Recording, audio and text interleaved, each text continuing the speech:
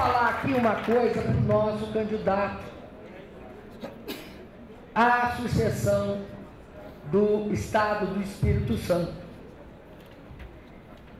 Eu tenho certeza que ele, aqui presente, né, nosso querido Renato Casagrande, aqui presente, ali na ponta, sabe perfeitamente o valor da descoberta do pré-sal para o Brasil.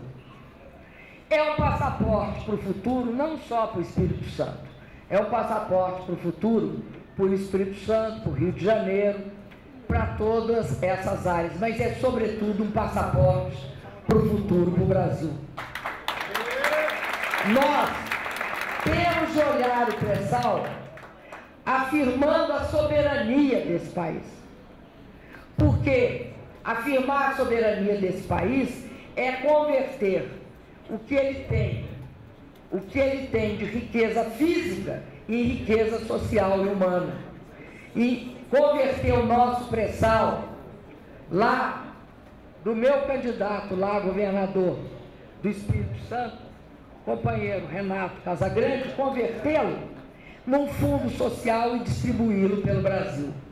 Essa tarefa vai ser colocada nas nossas mãos, nas suas, Casagrande, na Eduardo Campos, nas do Cid, nas de todos os governadores aqui presentes nessa mesa. Nós daremos início, talvez não vejamos todos os frutos, mas seremos nós que construiremos as condições para que isso ocorra. Eu queria também falar da Copa e das Olimpíadas. Com a Copa e as Olimpíadas e o pré-sal, o nosso país, somando com o plano de aceleração do crescimento 2, tem um nível, uma proporção de investimentos muito elevados. Eu concordo com o Eduardo que, em termos de legado, a mobilidade urbana é essencial. Agora, a gente tem de reconhecer que nós já demos grandes passos nessa direção ao selecionar alguns projetos e procurar realizá-los daqui para frente. Finalmente, eu queria dizer para vocês uma coisa. Ao contrário do nosso adversário e daqueles partidos que o sustentam, que quando tiveram no governo fizeram menos,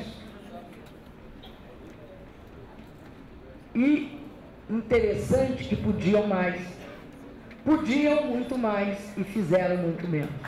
É muito importante que a gente lembre disso, porque há uma diferença entre dizer e fazer.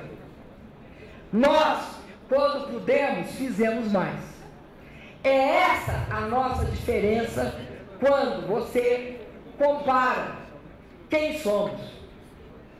Nós não somos aqueles que prometem e não fazem. Nós temos um conjunto de realizações a apresentar. Elas são suficientes? Não, não são. Mas essas realizações, elas mostram que nós temos consciência do que deve ser feito, de como fazer e de quando fazer. Essa é a nossa diferença. Eu queria dizer para vocês que muitas vezes falam que uma mulher... Será que uma mulher tem condições de ser presidente do Brasil? O Brasil está preparado para ter uma mulher presidindo. E as mulheres, hoje, no Brasil, estão preparadas para ter uma representante mulher presidindo o Brasil. E não é por causa, e não estou me referindo a heroínas, estou me referindo a mulheres anônimas que aqui no Brasil têm às vezes 2 jornadas, 3 jornadas de trabalho, que têm capacidade de cuidar em várias áreas de atividade são trabalhadoras. Hoje, 53% dos micro e pequenos empreendedores são mulheres, são empresárias, profissionais liberais, professoras. Eu acho que o que sustenta a minha candidatura é o conjunto de milhões e milhões de mulheres brasileiras anônimas, que estão presentes em todas as áreas, em todas as atividades. E eu quero falar para vocês como o presidente Lula algumas vezes fala. O presidente diz o seguinte: eu não podia errar porque eu era o primeiro trabalhador a ser eleito presidente da República. Se eu errasse, nunca mais, pelo menos na minha geração ou nas próximas, um trabalhador ia ser eleito presidente do Brasil. Eu sou também, da mesma forma como o presidente Lula, eu não posso errar. Eu não posso errar, primeiro, porque eu sou uma candidata mulher. Segundo, porque no Brasil nós tivemos esse líder fantástico que foi o presidente Lula. E ele está me legando a maior herança que ele tem, aquela que ele mais ama, que é cuidar do povo brasileiro. Essa é a herança que eu tenho certeza é o que o presidente mais ama. E eu tive a oportunidade de estar com ele nessa caminhada. E quero dizer para vocês uma coisa. Nessa caminhada, que eu tenho a honra de ter o apoio do PSB, eu não podia deixar aqui sem confessar para vocês que o apoio do PSB para mim era especial. Pela identificação que eu tenho com os ideais do PSB, pela amizade que eu construí com vários dos seus líderes.